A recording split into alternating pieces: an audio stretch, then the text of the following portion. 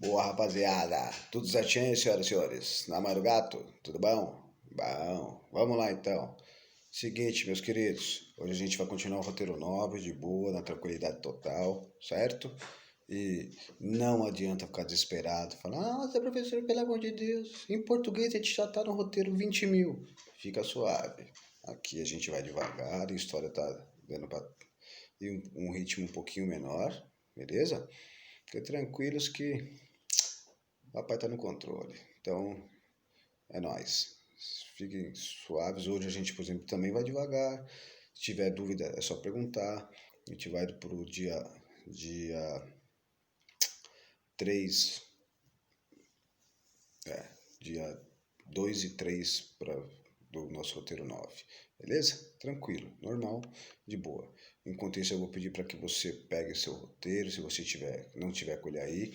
Busque seu livro, por gentileza, pega lá seu livrinho, abre o livro na página 157, que a gente vai usar esse pequeno mapa que está na página 157, certo? E a gente vai trabalhar ele mesmo. Só ele que nós vamos utilizar hoje. Tá bom? É nóis. Então é o seguinte, na última aula a gente começou a falar sobre a colonização da América Portuguesa, não foi isso? Então a gente vai continuar daqui. Já pegou seu livro? Já deixou na página 157? Boa, garoto, boa garota. E não esquece de colocar depois seu nome, sobrenome e sua turma. Firmeza total? É nós que tá. Bora lá então. Então na última aula a gente começou a conversar sobre a colonização da América Portuguesa. Quer dizer, a América que pertencia a Portugal, né? Que tomou, que os caras chegaram aqui e falaram, é meu. Lembrando que Portugal e Espanha dividiram a América entre si através do Tratado de Tordesilhas. Tudo bem? Tranquilo. Bom, a América Portuguesa era menor, certo? A América Portuguesa, quando comparada à América da Espanha, era um território que não tinha muita riqueza. A Espanha achou ouro, prata, sociedades indígenas com cidades muito bem povoadas, muito bem organizadas, enquanto aqui na América Portuguesa, os portugueses encontram uma sociedade com uma organização menor, no sentido de que tinha menos pessoas morando numa mesma região, da mesma cultura, certo? Não tinha um grande desenvolvimento, uma grande organização social, vamos dizer assim, e também os indígenas encontrados pelos portugueses aqui no território que daria origem ao Brasil, eles não tinham um grande desenvolvimento do trabalho com ouro, prata, bronze, diamante, com metais preciosos, certo? E como os portugueses chegaram aqui, não encontraram metais nem minérios preciosos, eles não se interessaram muito não. Por quê? A gente já falou isso na outra aula, só estou relembrando. Porque eles estavam ganhando muito dinheiro comprando as especiarias, os temperos lá do Oriente e revendendo na Europa. Então os caras compravam no Oriente e revendiam na Europa, certo? Isso estava dando uma grana para os caras enorme. Os caras ganhavam muito dinheiro com isso. E é claro, se os portugueses estão ganhando muito dinheiro com uma coisa e não acham nada mais lucrativo, para que eu vou ficar buscando no Brasil algo que me dê lucro? Não, deixa lá aquela terra e vai. Só que, para não perder a terra, lembra que a gente conversou? O rei português ele resolve, então, pelo menos deixar lá uma rapaziada produzindo ou fazendo uma atividade qualquer. E por isso que começam a extrair o pau-brasil. Então, a extração de pau-brasil ela serve para manter o controle, para manter a posse. O rei de Portugal estimula a extração, quer dizer, a retirada da árvore pau-brasil, para que ele não perca aquele território, para falar, ó, estou aqui, isso é meu, beleza?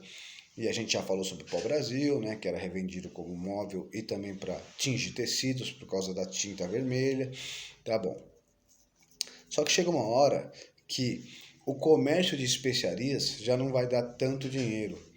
Portugal começa a enfrentar a concorrência de Holanda, França, Inglaterra, que também vão começar a fazer esse mesmo caminho, de comprar as especiarias lá no Oriente e revender na Europa. Com a concorrência, Portugal então perde muito dos seus lucros. Os comerciantes portugueses não vão ganhar tanto dinheiro.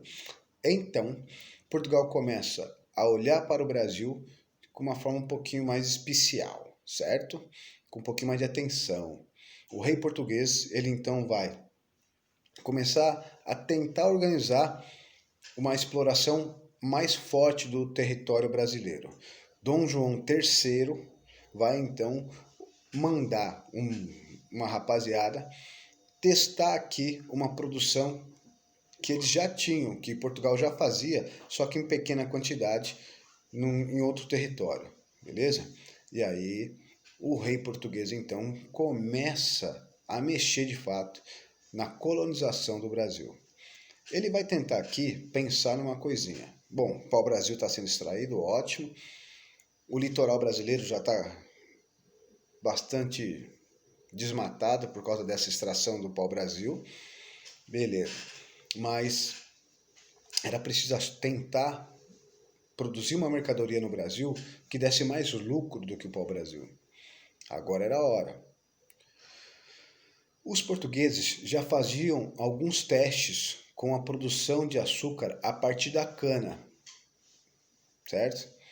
Eles já faziam essa produção em umas ilhas que eles tinham ali no Oceano Atlântico. Só que agora eles vão tentar produzir aqui. E para isso, eles precisavam ter algumas coisas. Primeiro, solo fértil, aqui tinha. Clima tropical, aqui tinha.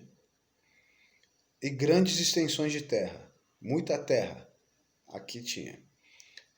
Dom João III, então, organiza a molecada e fala, bora lá. Como que ele vai organizar? Aí na página 157 você consegue ver. Ele vai dividir o território português em 15 faixas de terra. 15 faixas de terra. São 15 pedaços de terra que ele divide, beleza? E cada pedaço desse vai ser doado para um nobre. Por que eu falei doado entre aspas? Porque o nobre recebia a terra, mas a terra não era dele, a terra ainda pertencia ao rei, certo? Ao reino de Portugal. Então, esse cara que recebia a terra, ele vai receber o direito de explorar aquela terra, de produzir algo ali, no caso, cana-de-açúcar, e vai, claro, né, ter que pagar imposto para o governo, claro, você acha que o governo não vai ganhar nada? Então, o rei português divide esse território em faixas, doa, entre aspas, lembra? Para alguns nobres, essas faixas de terra, e esses caras que ganham, que recebem do governo o direito de explorar essas terras, vão receber o nome. São os capitães donatários, certo? Donatários. Por que donatários? Porque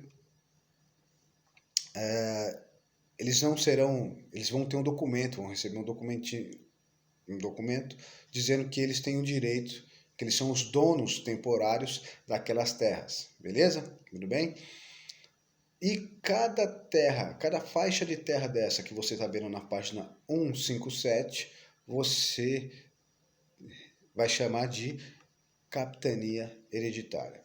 Então, cada pedaço de terra aí é uma capitania hereditária, certo? Capitania, porque quem recebe o direito de explorar essa faixa de terra torna-se um capitão, então é uma capitania que tem o seu próprio capitão. E hereditária por quê? Porque ela vai passar de pai para filho. Então, se um capitão donatário morresse, o filho dele mais velho, homem, teria o direito de continuar a exploração, certo? Só que o capitão donatário tinha algumas obrigações e algumas facilitações, alguns direitos. Primeiro, quais eram os deveres, quais eram as obrigações? Coisa básica. Ele tinha que tentar produzir cana-de-açúcar e produzir o açúcar, certo? Que era um trabalho que a gente vai ver mais para frente. Ele tinha também que tentar espalhar o cristianismo aqui. Tinha que defender o Brasil das invasões de outros países, claro, sempre. E tinha que também povoar o território. Como que o capitão donatário ia conseguir povoar o território?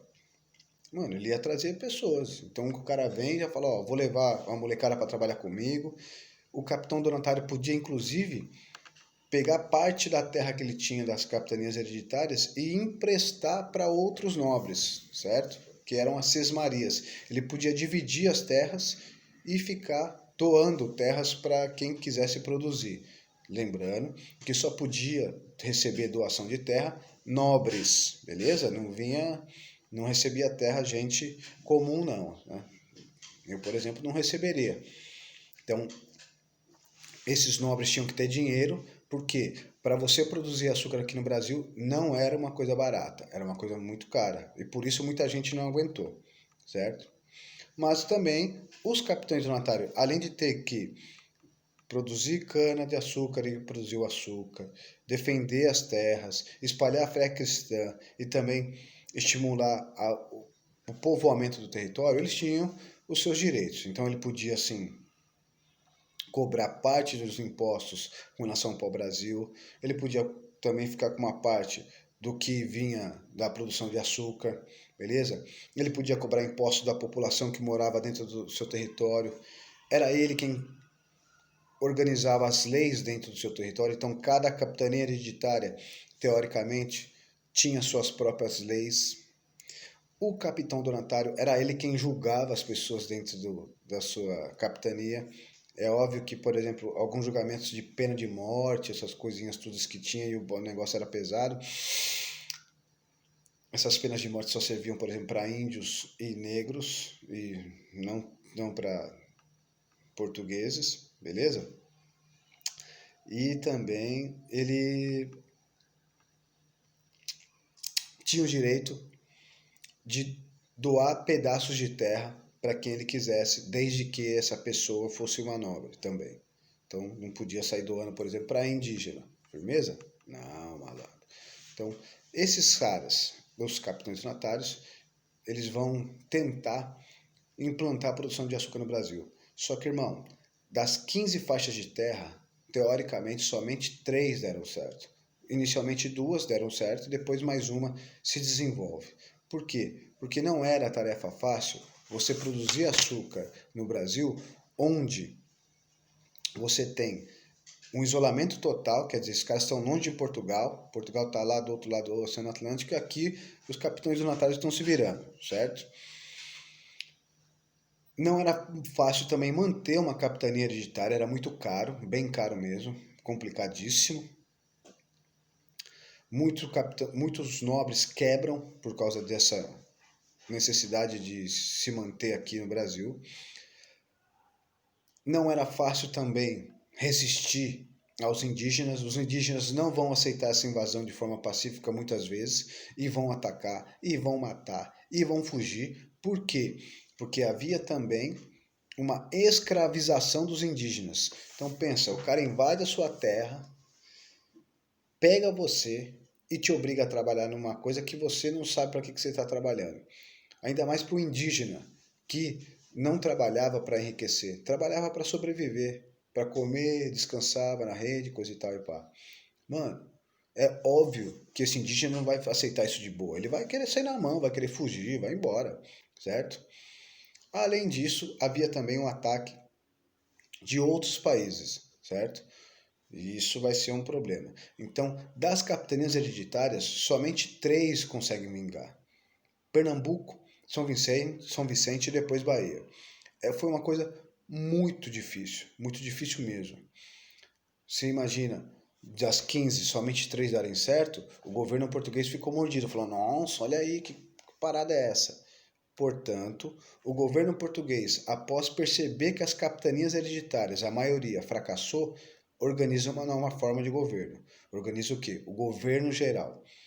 Ah, acabaram as capitanias então? Não. O governo geral ele vai ser feito para ajudar as capitanias. Então eu vou ter lá as faixas de terra divididas, certo? Essas faixas de terra, poucas vingaram, então o governo português cria um novo tipo de governo aqui no Brasil, que é o governo geral, onde um cara vai servir como uma espécie de presidente, digamos assim. Ele vai ajudar os capitães donatários a tentar desenvolver a economia aqui no Brasil, certo? Esse tipo de governo que foi criado para tentar ajudar as capitanias hereditárias a se desenvolverem é o governo geral. Então, o governo geral vai ser feito para tentar desenvolver o sistema de capitanias hereditárias. Beleza? Tudo bem? E o primeiro mano que foi mandado para cá, o Tomé de Souza, que foi mandado para cá em 1549, ele vai ter essa obrigação. Ele recebe a ordem do rei, que é o seguinte: vá lá e ajude os capitães donatários a desenvolver as suas capitanias hereditárias e, claro, desenvolver o Brasil. Aí você fala, nossa, que rei legal, ele quer o desenvolvimento do Brasil. Não, ele quer dinheiro, porque desenvolvendo o Brasil, ele conseguiria cobrar mais impostos, certo? Tudo bem? Então vamos lá. As capitanias hereditárias não deram certo, na maioria, então o governo vai criar, o governo português lá, o rei, vai criar um cargo para tentar ajudar as capitanias a desenvolver. E esse cargo é o governador geral, o governo geral. Firmeza? Então ele vem e vai tentar organizar melhor o sistema de produção aqui no Brasil. Ele tem outras obrigações, mas isso são cenas de um próximo capítulo, beleza? Então a gente foi aqui, deixa eu ver, até o dia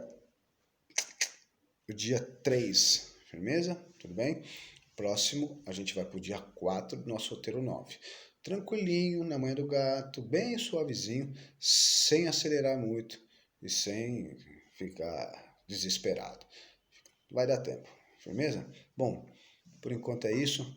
Senhoras e senhores, espero ter ajudado vocês. Qualquer dúvida, coloca lá para nós nos comentários ou manda só para mim no privado, firmeza?